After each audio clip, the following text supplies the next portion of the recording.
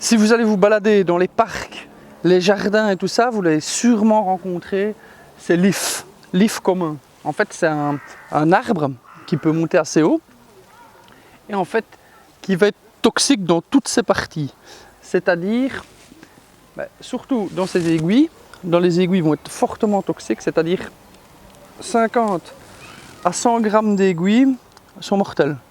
Donc on évitera absolument de les consommer, on ne s'en fera pas une soupe.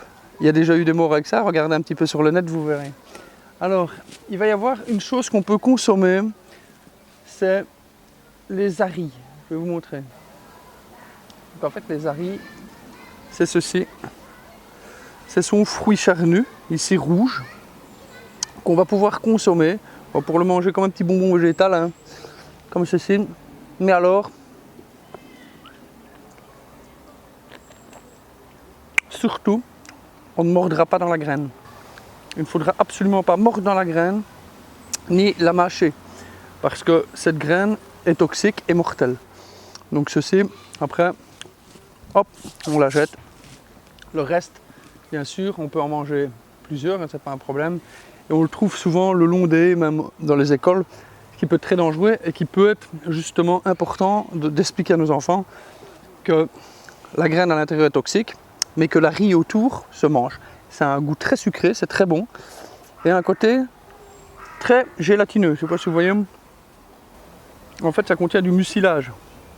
Ce côté vraiment gluant. Vous voyez, vraiment très très gluant, mais très bon. Voilà.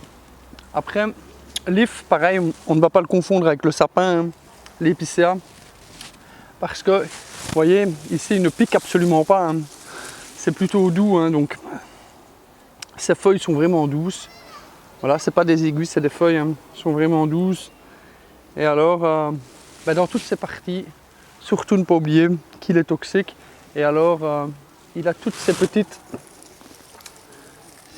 haris qu'on voit un petit peu partout, hein, il y en a vraiment un peu partout.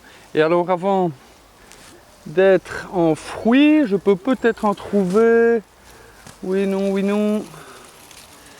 Je peux peut-être en trouver. Oui, non, oui, non, oui, non, oui, non. Oui, et voilà. J'en ai trouvé. Donc on va pouvoir trouver en fait ces fruits avant qu'ils ne deviennent en fruits, on va dire, quand ils deviennent matures, ils sont dans cette petite bogue.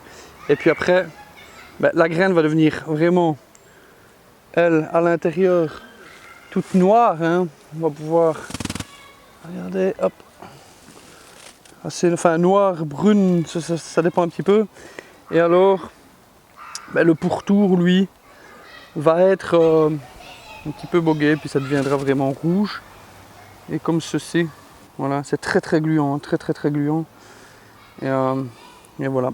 Si vous savez ça, vous ne mourrez pas.